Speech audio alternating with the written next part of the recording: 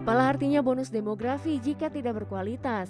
Hasil sensus penduduk pada 2020 menunjukkan lebih dari 70% penduduk Indonesia berusia produktif. Namun data Badan Pusat Statistik pada November 2021 mencatat tingkat pendidikan di Indonesia masih didominasi penduduk berpendidikan rendah. Ada beragam faktor yang menyebabkan anak-anak di Indonesia tak memiliki pendidikan yang baik, antara lain rendahnya kualitas pendidikan di tanah air. Karena jauh sebelum pandemi kita sudah sangat parah. Padahal anggaran pendidikan kita sudah 550 triliun tiap tahun, tetapi hasilnya itu menjadi negara yang kualitas pendidikannya salah satu yang terburuk. Itu terjadi dari tahun ke tahun ya karena tadi kita memang belum cukup serius untuk memfokuskan intervensi kebijakan-kebijakan ke pendidikan kita ke arah kualitas, ketimpangan laju pembangunan antara kota dan desa, ketimpangan infrastrukturnya sampai yang mendasar seperti listrik dan internet gitu ya. Ini bukan porsi saya untuk menjabarkan akar masalah sosial ekonominya, tapi itu jelas berdampak pada pendidikan. Dari sisi demand pendidikan, dari sisi orang tua dan murid, kalau tidak ada pekerjaan yang membutuhkan skill yang tinggi, tentu kurang ada insentif untuk melanjutkan sekolah dan kuliah. Lebih baik langsung kerja, dapat uang gitu ya. Nah itu. Halo semuanya, perkenalkan, nama saya Valil Mibisono Putra, salah satu mahasiswa program studi pendidikan matematika Universitas Jember. Dari video sebelumnya sudah disajikan bagaimana mutu pendidikan di negara kita. Bahkan setelah berbagai ajang internasional diadakan, mulai dari G20 dan juga ada ajang internasional lainnya. Oleh karena itu, saya sebagai calon pendidik juga ikut miris terhadap mutu pendidikan yang ada di negara kita. Nah, di sini saya dan juga tim ingin membuat salah satu video pembelajaran dan juga cara supaya mutu pendidikan di negara kita akan menjadi lebih maju lagi. Salah satunya adalah dengan kita memperdalam berbagai macam model pembelajaran. Salah satunya adalah discovery learning yang akan saya dan juga tim jelaskan. Apa sih discovery learning itu? Baik, daripada berlama-lama, mari saja kita langsung menyaksikan video yang telah dibuat oleh saya dan juga tim.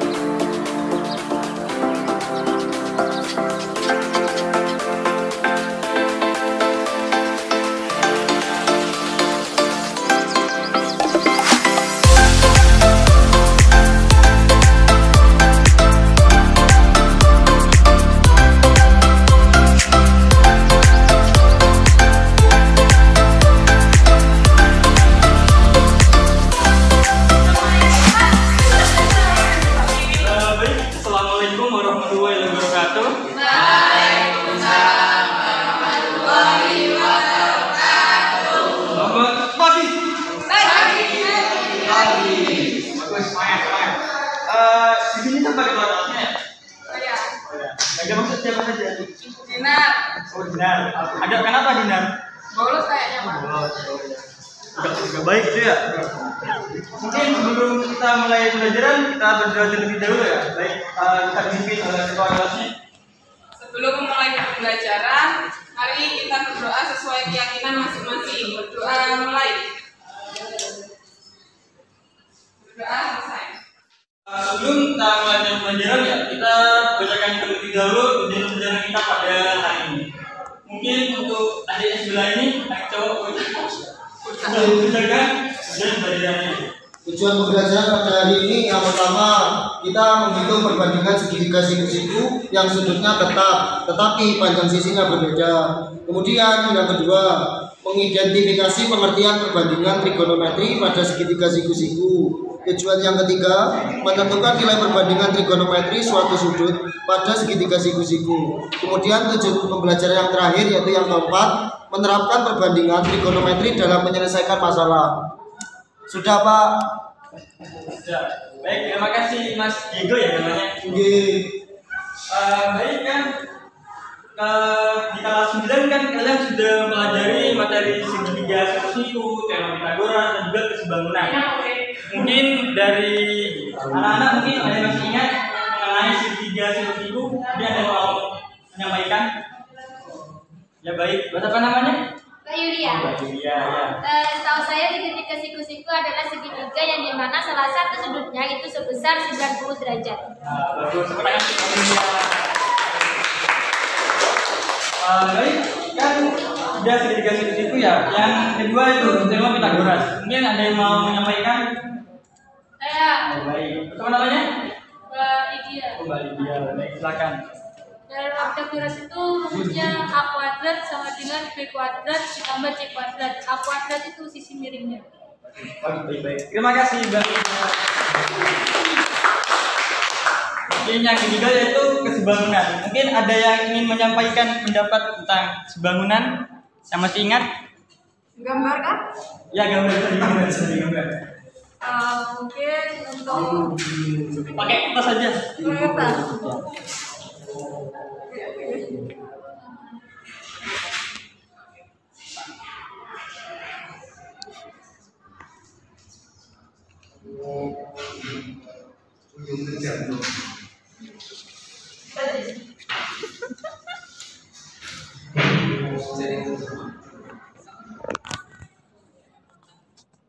Nah, kenapa ini kok bisa sebangun? Ini sudutnya belum dianu ya, ini sudutnya ya. Terus ini yang ini.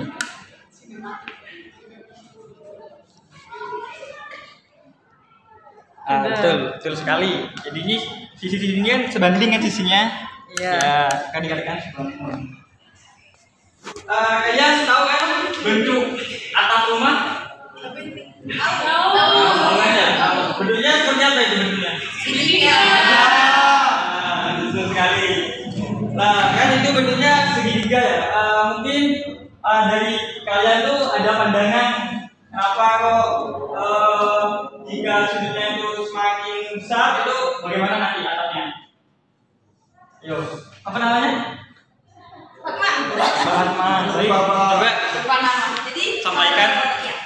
Kalau segitiga itu, kalau misalnya sudut yang ada di bawahnya itu semakin besar, maka tinggi atap atau tinggi sisi miringnya itu akan semakin tinggi. Wah, bagus sekali.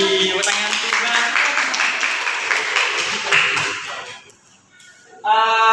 Untuk pelajaran ini kita akan berkelompok ya, berapa 3 orang aja, 3 orang kelompok 3 orang.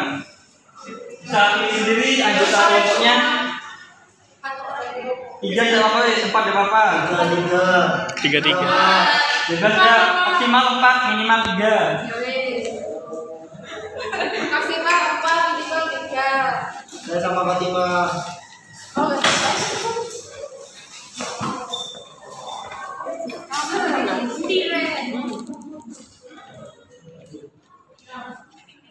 Sudah Pak. Sudah ya. Siapa aja ini di sini kelompoknya? Ada Mbak Hajrin, Mbak Fatimah, Mas Diego. Ini ada siapa aja? Mbak Yulia, Mas Roni, Mbak Fatma. Ini ini kita kelasnya ya. Mbak Dia, ini dia sama Mbak Kurnia. Ya. Baik kan kalian sudah tahu ya bentuk atap rumah itu seperti segitiga kan ya. Mungkin kalian dari kelompok 3 kelompok ini bisa mensketsakan dari bentuk atap itu bebas dan kurangnya. Bisa dimulai dari sekarang. Sketsakan atap. Ukurannya Oh ya. Apa ukurannya? Ini dari kelompok 1 dulu ya. Ini segitiga apa namanya? Ukurannya berapa? Ukurannya 5 cm. Diukur dulu ya, pakai penggaris. Ini udah segitiga apa ini? Oh, enggak dia dong. Udah ini sama ukurannya. Oh ya. Tuh. Yang ketiga, wah ini udah 3. Ini segitiga apa namanya? Sama kaki Pak. Ukurannya berapa? Diukur dulu ya, pakai penggaris kalau belum diukur. Ya, penggaris sudah Pak. Udah. Ya, ada penggaris Pak. Pak, kan dari segitiga kaki ini ya kan sudutnya belum diketahui ini ya. Ya.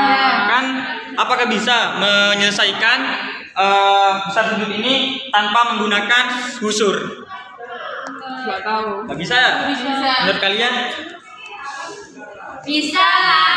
Oh, bisa ya? Menurut kelompok 1 nggak bisa, menurut kelompok 2 bisa. Kan tadi kelompok 1 berpendapat jika mencari sudut alas itu nggak bisa ya jika tidak menggunakan busur. Nah, dari kelompok 2 itu berpendapat jika mencari sudut alas itu tidak harus menggunakan busur. Nah, maka ini Bapak ada sebuah permasalahan ya. Mungkin nih, misal ada segitiga DEC. Kelihatan kan? Nah, jika segitiga DEC ini diperkecil, maka segitiganya itu jadi FGC. Kelihatan nggak? Ya. Kelihatan kan? Nah, jika segitiga DEC ini diperbesar, maka segitiganya itu menjadi ABC. Kelihatan kan? Ya. Nah, jadi Bapak itu akan memberikan tugas kepada kalian usia satu kelompok untuk mengukur panjang dari sisi ini, sisi segitiga ini. Lalu nanti kita cari perbandingan antara sudut, antara sisi depan ini, sisi depan AB bagi sisi miring AC. Misal segitiga AB, jadi AB per miring AC. Ini untuk segitiga besar kan? Ya. Yang segitiga utama DE per DC. Yang segitiga ketiga itu ada FG per FC. Ya, jadi kalian tugasnya itu mencari panjang sisi ini menggunakan penggaris, lalu hitung ya. Waktunya berapa menit Pak? Waktunya bisa 20 menit karena cuma 3 perbandingan.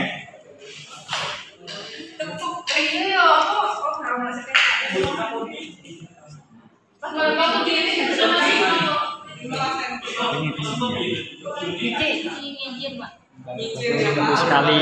Mungkin dari kelompok 1 ada kesulitan nggak menghitung? Belum. Bagus. Kelompok akhir, kelompok 3 ada kesulitan nggak dalam menghitung ini? Jangan lupa ya ditulis sama kelompok sama nama-namanya.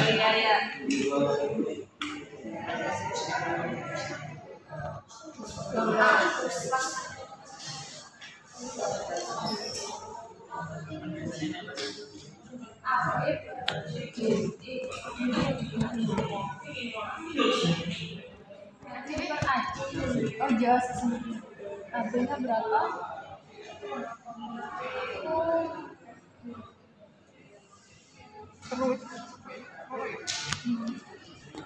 Apa sudah selesai dari setiap kelompok? Sudah. Mungkin ada yang mau maju untuk pertama kali? Saya Pak. Kelompoknya Yulia Pak. Baik, ayo Mbak Yulia. Yang lain dengarkan baik-baik ya. Oke, baik teman-teman, saya perwakilan dari kelompok 2 akan mempresentasikan hasil kerja kelompok kami. Nah, di sini kan sudah diketahui ada Anggotanya siapa aja, Mbak? Anggotanya. Oke, kelompoknya ada saya sendiri Yulia, terus ada Fatma dan ada juga Rami. Oke, di sini saya akan menjelaskan hasil kerja kami. Kan sudah ada gambar yaitu 3 segitiga, yang dimana untuk segitiga pertama yaitu segitiga ABC, segitiga kedua yaitu DEC, dan segitiga ketiga yaitu FGC. Nah, cara kami mengetahui panjangnya yaitu dengan mengukur melalui penggaris, sehingga didapat untuk panjang AB ini itu 5,5 cm, panjang AC ini 17 cm, panjang DC ini itu ada 4 cm, panjang DE itu ada 4 cm, terus panjang FG itu ada 2,5 cm, BC ini ada 16,5, terus panjang EC itu ada 11,5, dan terakhir yaitu panjang GC itu 7,5. Sebentar, apakah dari dua kelompok lain sama pengukurannya? Sama. Bisa dilanjut, Mbak Yulia. Oke, seperti yang disampaikan oleh Bapak Guru Wildan tadi, kita melakukan perbandingan yang dimana panjang dari AB dibanding dengan AC. Berarti kan AB tadi itu kan didapat 5,5/17, jadi didapat 0,3. Dilanjutkan kepada segitiga yang DEC, yang dimana panjang DE itu 4, panjang AC itu 12,5, didapat 0,3.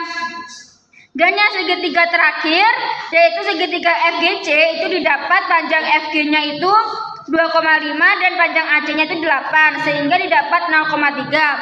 Nah, dari ketiga segitiga ini itu didapat hasil yang sama yaitu 0,3, yang terbukti bahwa segitiga ini itu sebangun.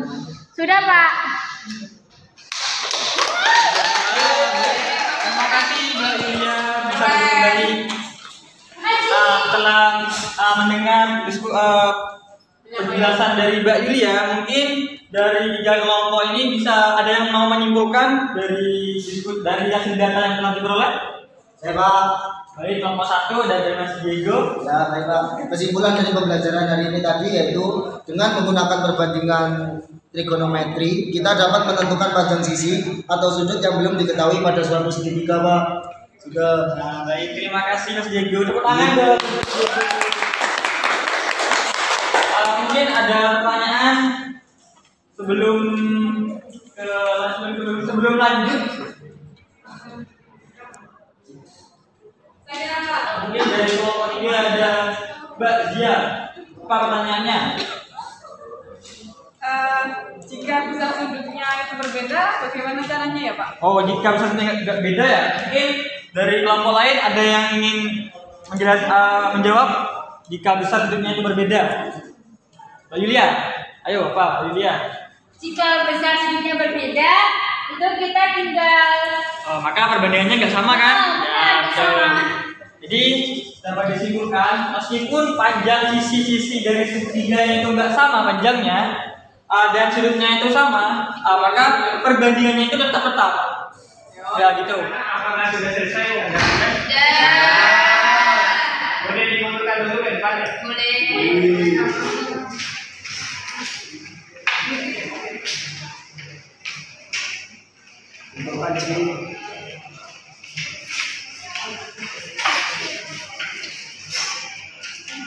Nah, ini Bapak punya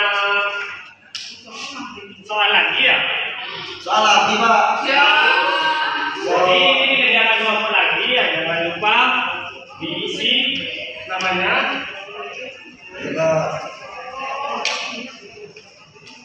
Sama-sama. 30 menit ya. Nah, jadi sudah mengajarkan ya. Kalian kan sudah mempelajari trigonometri. Itu sin, cos, tan. Mungkin ada yang bisa menjawab sin itu perbandingan dari apa? Depan samping. Bagus. Untuk pas itu bagaimana? Samping Itu tan. Depan samping. Oke, jadi untuk pengajarannya bisa dilihat di sini ya.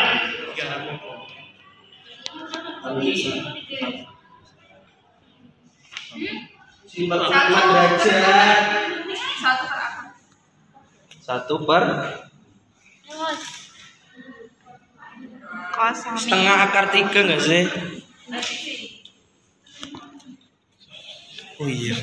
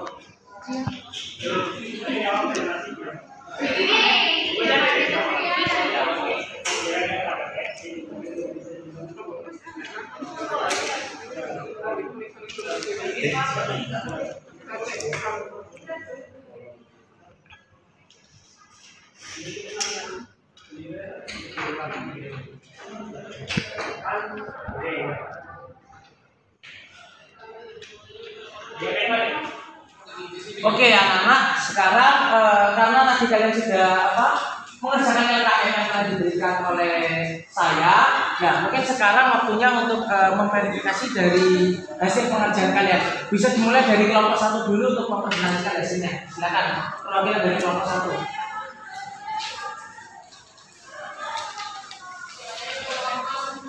Baik, di sini saya akan menjelaskan yang bagian ketiga, yaitu sin 45, cos 45 dan tan 45. Ini kok bisa sin 45 itu setengah akar 2? Kan sin itu rumusnya depan dibagi miring.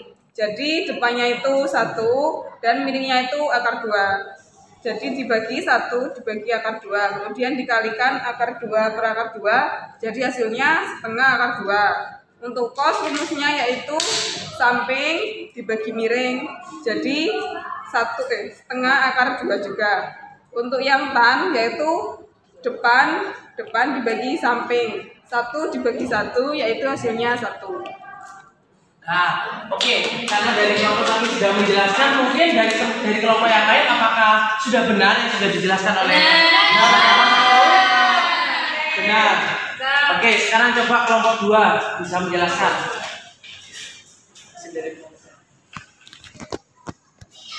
Baik, di sini nilai dari sin 60 derajat depan akar 3 dan miringnya 2 diperoleh akar 3 per 2. Kemudian cos 60 derajat samping per miring setengah.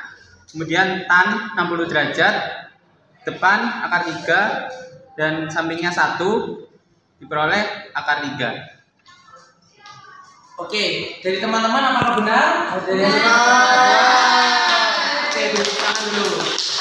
Baik, yang terakhir silakan ke kelompok 3 untuk bisa menjelaskan. Bagaimana yang menjelaskan? Ayo Pak, cepat. Untuk saya akan menjelaskan yang sin 30, cos 30 dan tan 30 derajat. Pertama itu kita lihat kan ini karena sin cosnya 30 derajat, kita lihat dari sudutnya ini 30 derajat. Kan sin itu desa depan samping. Yaitu di depannya dari sudut 30 itu 1, panjangnya 1 dan miringnya itu 2, jadi 1 per 2. Dan cosnya itu sampingnya itu akar 3 dan miringnya 2. Dan tan itu kan depannya 1 dan sampingnya akar 3. Jadi 1 per akar 3 atau 1 per 3 akar 3 seperti itu. Oke, dari pengerjaan yang dijelaskan oleh kelompok 3, apakah tadi ada kekeliruan atau sudah betul? Betul. Oke, teman-teman dulu pada kelompok 3. Berdasarkan materi yang telah Bapak berikan tadi, mungkin dari kalian ada yang ingin menyimpulkan? Boleh, silakan simpulkan. Jadi bisa disimpulkan kalau ingin mencari besar sudut sin kostan itu, sin rumusnya depan miring, kos samping miring, dan tan itu depan bagi samping. Benar kan anak-anak sudah? Berdasarkan dari pelajaran tadi ya, saya simpulkan kalau sin itu didapatkan dari operasi depan per miring, terus kos itu samping per miring, dan tan itu depan per samping. Maka setelah itu sekian dari pelajaran dari Bapak. Kurang lebihnya mohon maaf. Assalamualaikum warahmatullahi wabarakatuh.